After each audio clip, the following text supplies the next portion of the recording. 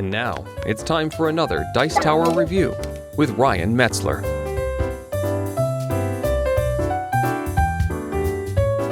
Hey everybody, it's Ryan Metzler here again, and today we're going to take a look at a game by R&R Games. That game is Qin, which I believe is the Chinese pronunciation of this word, but it's a game by Dr. Knizia. He, being very prolific, has made many games, and this is one of them. But it's a game in which you're going to be playing in an abstract manner in order to build up provinces, claim those provinces, hopefully take over some other people's provinces, and take over villages that are on the board in order to place all of your pagodas that you start the game with. And the first player to do so will win.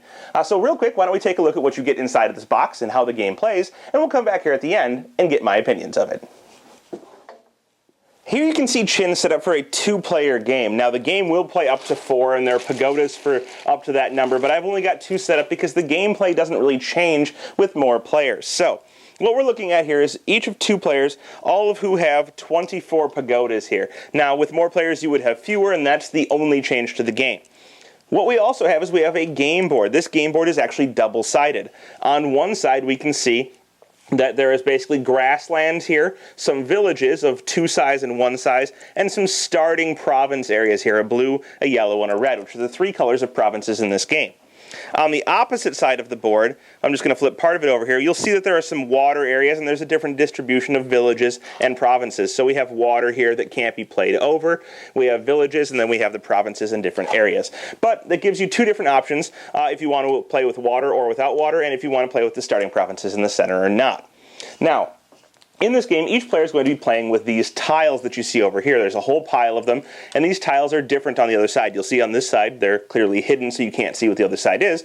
But on the main side, you'll have different arrangements of blue, yellow, and red. So we have a yellow and a red, and I have 2 blues, and our other player over here will have something different. But on my turn, essentially, I am going to choose one of these 3 tiles to play to the board. And there are several rules governing how you play them, but for the most part, it's pretty straightforward. When you place a tile, you must place it so that it borders at least one other province portion. So I can place this like this, it borders the yellow. I can place this like this, it borders the red. I could place it here so that it borders the red and the yellow.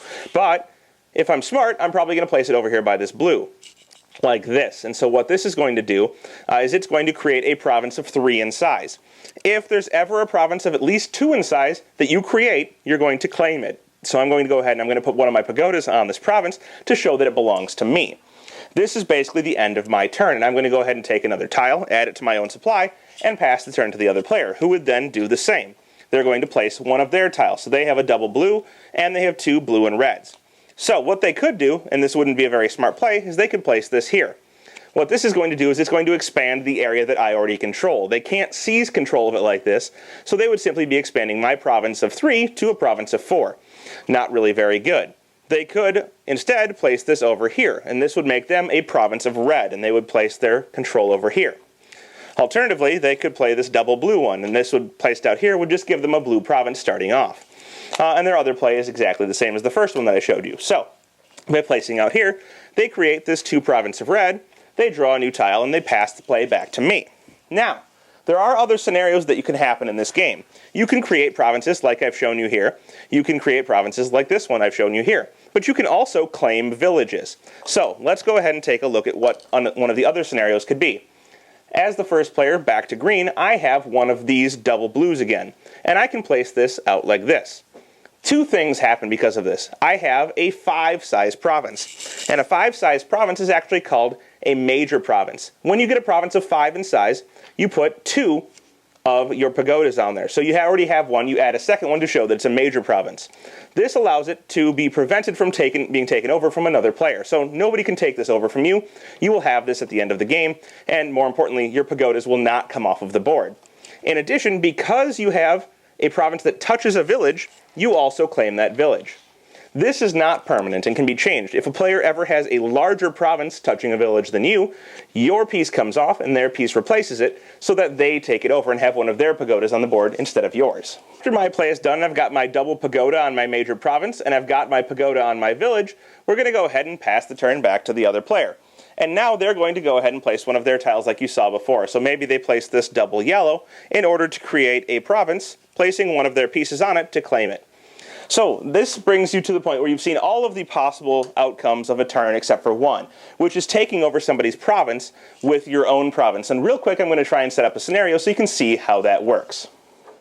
So here we can see a situation a few turns advanced to where I'd shown you before. The purple player has created another small province over here, and the green player has expanded and created a smaller province over here of yellow. And now it's on to the purple player's turn. The purple player looks at their hand and they see they have a double yellow that they decide to play on this turn. When they do so, they're going to be connecting this 3-size province with a 2-size of green's province. And so they're going to place this out here like this. What happens here is, since the player that is merging the two provinces is purple and they had 3 as compared to the 2 on the other player, this player is going to take over greens, and this is going to pull green off of the board, giving them back their pagoda that they need to place again. In addition, it creates a major province, which this player is going to put out a second pagoda, which gets them 1 more out onto the board. Now, I didn't say this previously, but the goal is a race to have all of your pagodas out onto the board. So replacing somebody else's and doubling one of yours is a great scenario. In addition, this is now protected from being captured by the other player, so these 2 pagodas are out there permanently. And it kind of positions them to take over this village if they get to that position later. So, you're going to be playing, trying to prevent your opponent from getting major provinces, trying to take over their provinces to replace their pagodas, and hopefully get all of your pagodas first onto the board. The player that does that most successfully will be the winner. Well, there you have it. That is Chin from R&R Games, a pretty middle-of-the-road abstract tile-laying and piece-voiding game. I wouldn't say it's a great game, but I also would not say it's terrible. Matter of fact, I'd say it's good. It's a pretty standard game in which you're trying to get rid of all your pieces, and it's a race to the end. There are a lot of games that do things like this. You're going to try and outmaneuver your opponent, protect your own pieces, and hopefully capture some of theirs. I can't say it'll come off of my shelf very frequently, or that it might even stay in my collection, and that's simply because there are other games that I think do this better. Piece voiding games, for example, there are some in the GIP series where you're trying to get all of your pieces onto the board, and those are better, or there are certain ones where you're just trying to play longer than your opponent that are also in the GIP series that are good. Even games like Hive, where you're trying to surround an opponent's piece, I think have a similar feel to something like this, where you're trying to outmaneuver your opponent, but still play a little bit better than this one, or a little bit more advanced than this one. If you're looking to get into this genre, I think Chin is going to be a great way to start somebody off with these games. It's going to be a great way to, kind of introduce the concepts, but not one that I think is going to last in the long run. Anyhow, if it's interesting to you, check it out. That is Chin from R&R Games. Thanks so much for watching the Dice Tower videos. Find more great videos and reviews, as well as our top-rated audio podcast at Dicetower.com. You can also find other great shows at Dicetowernetwork.com. I'm Eric Summerer, and you've been watching The Dice Tower. The Dice Tower is sponsored by Cool Stuff Inc., where you can find great games for great prices. Cool stuff in stock. Check them out at CoolStuffInc.com.